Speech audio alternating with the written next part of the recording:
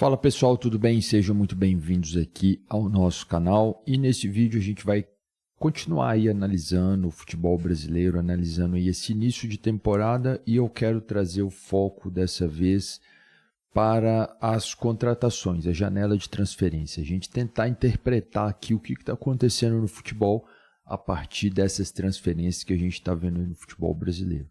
Antes disso, se inscreva aqui no nosso canal, deixe seu like. Isso ajuda bastante aqui no nosso trabalho. Pois bem, eu peguei uma matéria do portal GE, e aqui eles estão colocando como fonte o Gato Mestre, mas teve um jornalista que escreveu essa matéria. Eu vou tentar colocar o link da matéria na descrição do vídeo e também o nome lá do jornalista, né? Depois alguém quiser conferir para ver as informações, né? Então, nessa matéria, eles começam falando ali da janela de transferência de 2026 e parece que teve ali um valor recorde. O ano passado, as movimentações elas foram maiores do que até então aconteceram as movimentações, mas parece que só no mês de janeiro já aconteceu movimentações bilionárias. E isso no ano passado foi durante a janela inteira, né? Então, assim, no primeiro mês da janela, isso já passou de bilhão. Então, vamos dar uma conferida nessa matéria. Eu preparei aqui uma apresentaçãozinha, vamos tentar conferir isso, né? Então, o janeiro foi um janeiro histórico, né? Uma barreira rompida de mais de 1,18, né? 1,182 bilhões de reais, que foi pela primeira vez na história, né? Que superou essa marca logo no primeiro mês do ano. Um total de reforços aí de 112 jogadores contratados, né? Concentração de mercado, 36% do volume total, né? Representando apenas negociações de Lucas Paquetá e Gerson. Então essa informação aí já é importante, porque a gente vê um valor assim muito alto, teve muitas negociações, mas só o Paquetá e o Gerson, eles representam ali 36% desses valores, né? E aqui a gente tem uma evolução aí da janela de transferência, né? E aí a gente tem a janela do primeiro semestre, do segundo semestre de 2021, 2022, né? Até ali 2025, né? Onde você teve ali uma considerável aumento ali nessa janela, né? Passando de 1 bilhão de reais.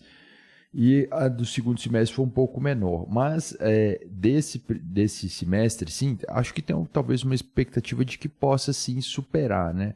Durante o período aqui que eu estou fazendo esse vídeo, teve algumas contratações que não entraram aqui nessa matéria. Por exemplo, a contratação do Alejandro, aquele que foi artilheiro do Brasileiro, jogou pelo Vitória e foi contratado pelo Internacional. Então, assim, isso não foi somado aqui ainda. Então, vai acontecer ainda essas negociações aí ao longo dessa janela que está só começando, né? Bom, aí o Flamengo, né? Teve a negociação do Lucas Paquetá, 341,4 milhões de reais, né? Acho que foi em torno de 41 milhões de euros, alguma coisa assim. 45, um valor muito grande, né? Aí a gente tem, assim, na verdade, 341 milhões são o total do Flamengo, né? Que é o Lucas Paquetá, o Vitão e o Andreu, acho que é isso, o goleiro, né? 1,5 milhão de euros, né? E a do Lucas Paquetá foi a maior contratação da história aí do futebol brasileiro, né? Superou aí em todos os aspectos. Aí a gente teve também uma contratação de peso que foi a do Cruzeiro, né? Que investiu aí 174,1 milhões, né? Gerson foi ali o principal foco aí dos investimentos do Cruzeiro. E a gente tem também o Atlético Mineiro, né? Que deu uma qualificada no elenco ali, investiu 132 milhões, né? Cassieira, Maicon, Minda, Renan Lodge, Vitor Hugo, Preciado. Então foram várias contratações aí do Atlético, somando aí 132 milhões.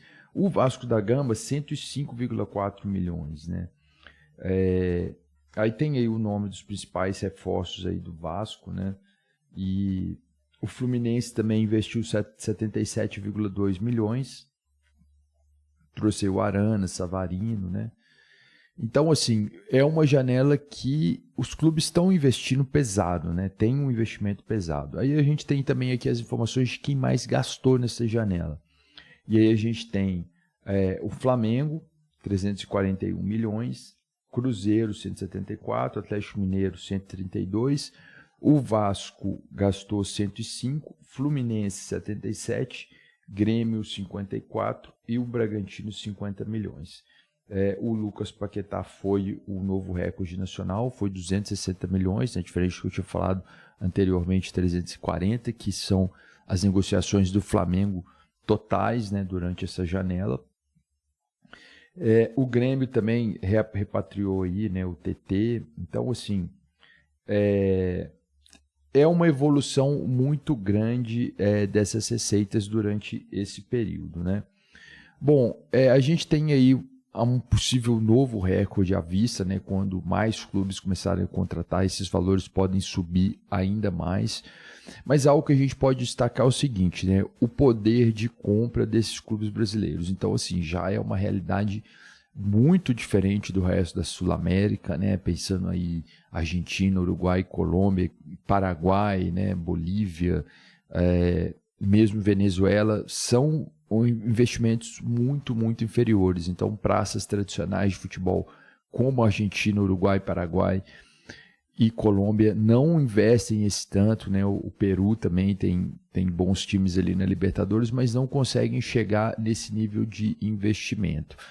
E aí o Brasil se consolida como um grande mercado, né? Eu acho que a contratação do Paquetá ela gerou muita polêmica na mídia, principalmente, muita gente falando que é a maior contratação da história, e isso é um fato, a contratação mais impactante, que foi o maior valor, é fato, mas existiu uma controvérsia em relação a isso, muita gente falando que era parte da Flamídia, né, da Flapress, né, ficar chamando aí essa contratação de mais impactante, porque pensando no Romário, quando o Romário veio, tem uma declaração dele, né, falando que era um momento totalmente diferente, porque o Romário, quando veio da Europa, ele tinha sido eleito o melhor jogador do mundo, tinha sido campeão do mundo, estava em outro momento diferente do Lucas Paquetá, que está mais embaixo, vamos dizer assim, principalmente por causa dos escândalos lá envolvendo as casas de apostas, mas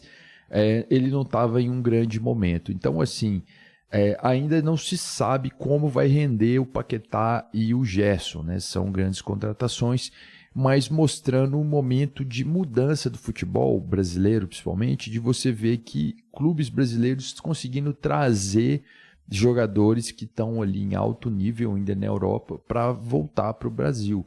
Antes a gente tinha esses jogadores se retornando quando já estavam ali com mais de 30 anos, mais de 35 anos, que retornavam ali para encerrar a carreira no Brasil. Então, assim, o Paquetá ainda tem uma trajetória longa, né? Tem uma expectativa de que ele seja convocado para disputar a Copa do Mundo lá nos Estados Unidos. E o Flamengo conseguiu trazer esse jogador. Outro fato também que a gente tem que analisar, e a gente vê o poder de compra aí desses clubes ricos, assim, vamos chamar, né? Somente aí Flamengo, Cruzeiro, né? O Atlético Mineiro também, né? Mostrando um bom poder de compra. E o Vasco investindo muito, mas o Vasco é um clube que a gente sabe que tem uma situação financeira meio delicada e parece que ainda não se organizou, né? Parece que vai na base ali do vamos contratar, vamos ver, temos que fazer, mas não tem um planejamento ali por trás. Não sei se o Vasco vai fazer uma boa temporada também esse ano. Bom, deixe aqui nos comentários aí sua opinião, o que você achou dessas contratações, dessa janela, se tem essa perspectiva de realmente superar os números do ano passado. Eu fico por aqui, um abraço a todos e até a próxima.